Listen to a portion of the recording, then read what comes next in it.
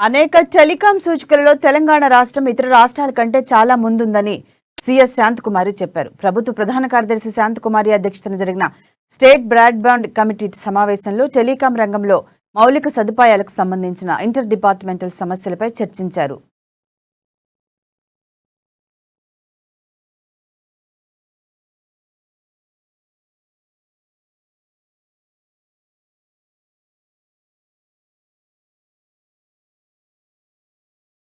ఇంధన శాఖ ప్రత్యేక ప్రధాన కార్యదర్శి సునీల్ శర్మ, ఐటీ ముఖ్య కార్యదర్శి జయేష్ రంజన్, ఆర్ఎండ్బి కార్యదర్శి శ్రీనివాసరాజు, పిఆర్ఎండ్ఆర్సీ కార్యదర్శి సందీప్ కుమార్ సుల్తానియా, బిఎస్ఎన్ఎల్ అధికారులు ఈ సమావేశంలో పాల్గొన్నారు. దాదాపు 3.5 కోట్ల జనాభాకు 4 కోట్లకు పైగా మొబైల్ కనెక్షన్లతో టెలిసాంద్రత దేశంలోని అత్యధికమన్నారు.